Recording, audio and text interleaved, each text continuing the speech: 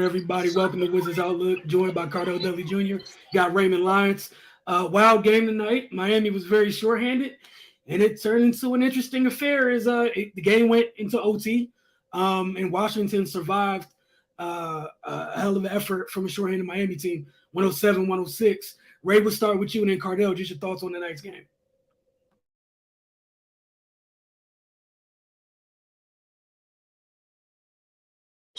Yeah, you gotta speak up. It's loud. They got that ring. I don't know what you just said. Who you calling I was saying, Ray, go ahead and start. Let us know what you thought of tonight's game.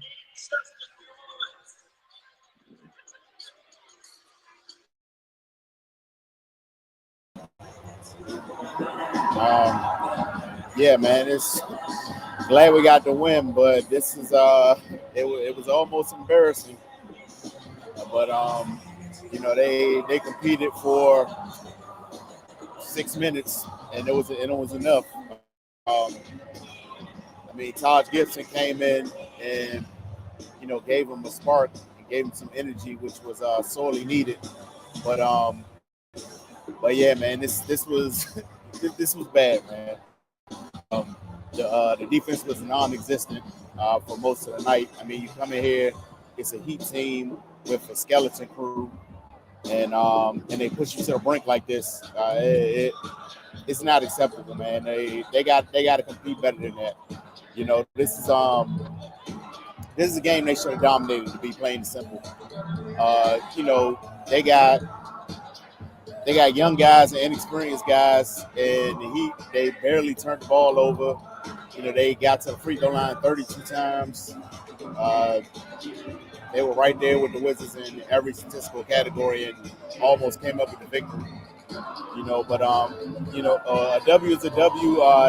Wizards made big plays when they had to, and they got the win, which is most important. But it's going to be a rough day in film tomorrow because it was a lot.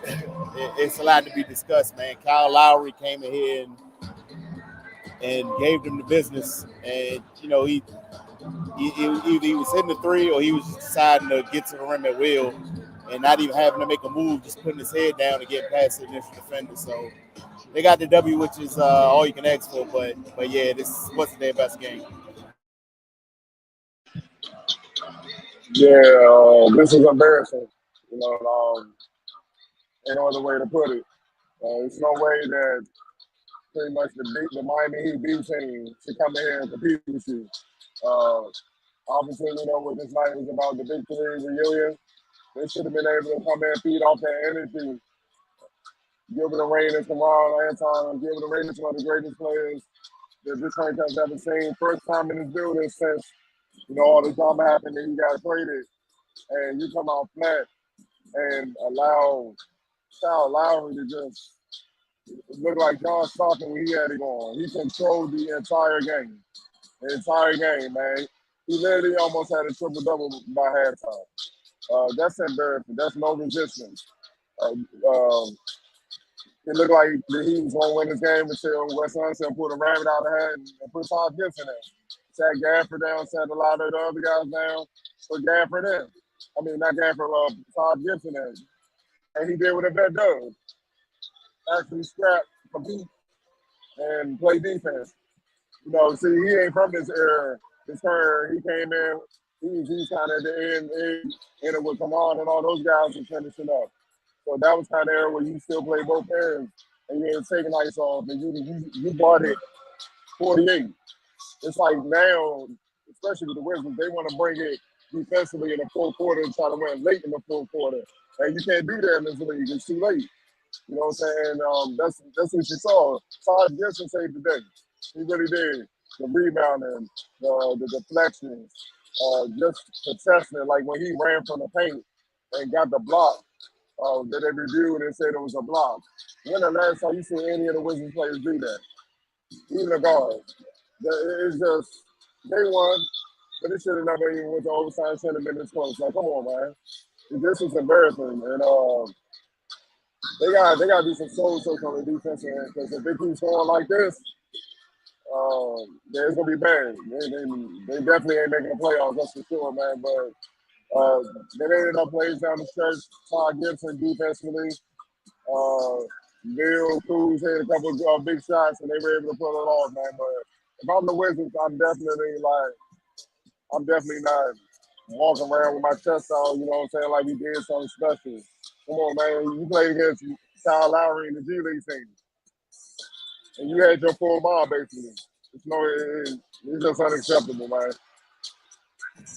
Yeah, like you guys said, there's nothing positive about this outside of the result, which is a win. The other thing is you get Miami twice next week, and Miami might actually have the people they pay a lot of money to play on the court in both of those games next week. And if this crew gave you a run, I really imagine what it looks like when Jimmy, Bam, Tyler, the whole group, Gabe Vincent, everybody is out there. That said, player of the game, Cardell, we'll start with you. Man, Kyle Lowry, even though they lost, man, he's by far the best player on the floor. So I'm giving it to him. No Wizards deserve that. Right. Yeah, man. It's rare that a player gets in a loss, but the way Kyle Lowry played, man, he deserves it.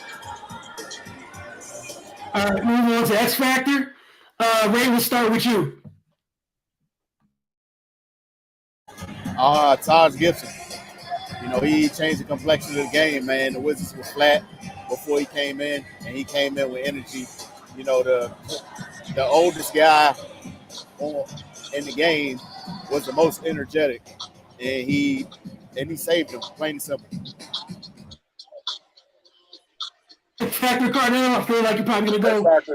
Yeah, Todd Gibson, easy. All right, so like you guys mentioned, we all know what everybody showed up tonight for, to celebrate 3 very special members of this franchise. Cardell, hook me up with the video that you guys got to see in person, so I'm going to play some of the video while we talk about it. But Cardell, we'll start with you and Ray. Talk about what the big 3 meant to you guys, to the organization, and from your perspective. Well, as far as this NBA-wise, just watching them, that was the first time we kind of saw winning since we were kids. When Chris Webber, Ron Strickland, Juwan Howard, Tracy Murray, Calvin Chaney, all those guys, George Maris, all those guys were doing their damage. They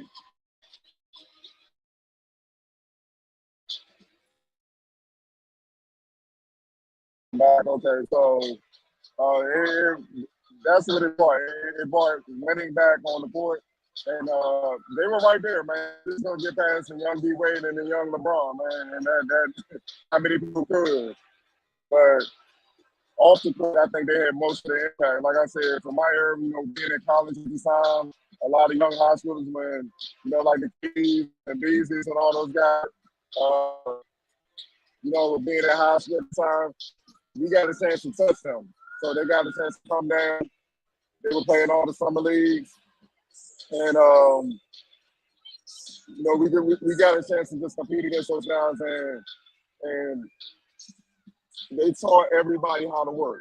They taught everybody what it takes to be a pro. Whether you got there or not, you got a chance to see that. And that's something I think is kind of missing today because everything's so exclusive. It changed a lot. They came down with the people. And even though they were all-stars, big-time players and whatnot, they came down, mingled with the people, played, and they invested in the community. That's where it really started. Kevin and those guys, when they got to the league, they carried it. Wall did his part or whatnot. It's kind of dimmed down lately. But that's what I remember most about the Big 3, just their overall impact on and off the court in the DMV community. And, we've heard stories from the 70s from like our parents, people our parents' age, that they did the same thing.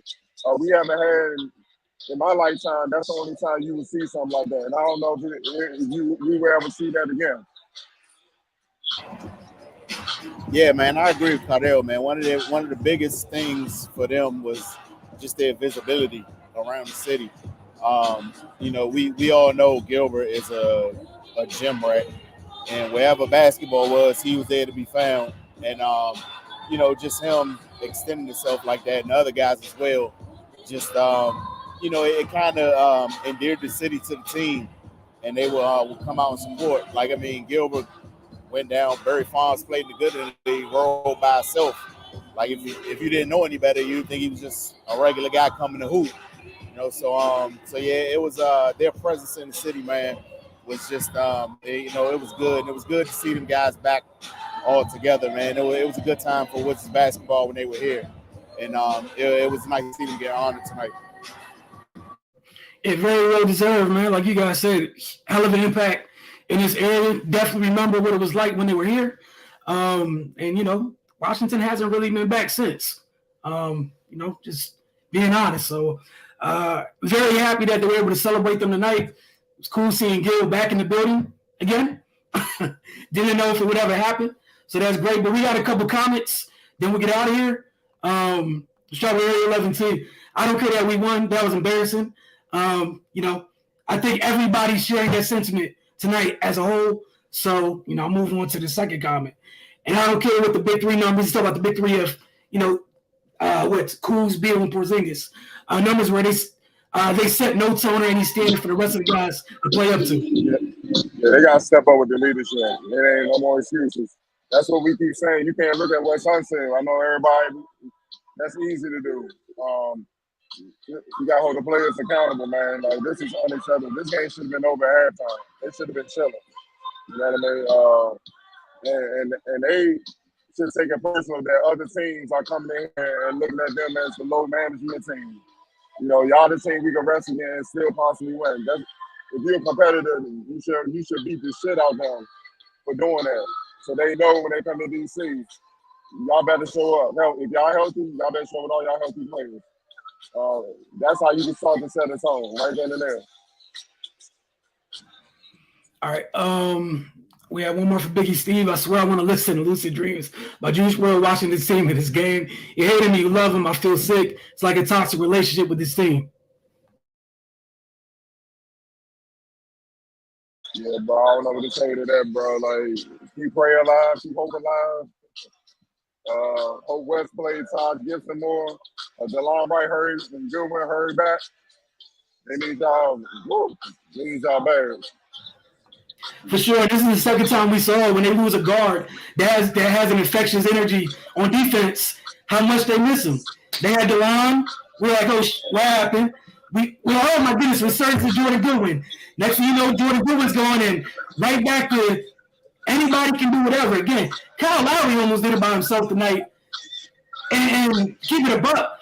If the dude they brought up from Sioux Falls didn't drop the pass and eat the basket from Highsmith, we might be having a different conversation. And I'm not saying it's all his fault by any means, but I'm just saying, like, they just brought someone up from Sioux Falls out of nowhere to play your first NBA game. You weren't given a big notice, a typical preparation. It was just like, come up, we need you. We're going through it. But thank you guys for being here tonight. Thank you guys for tuning in. He said Todd's for MVP. A good show. We appreciate you, Biggie Steve, and everybody else. Ray Cardell, y'all have a good night. Get home safe.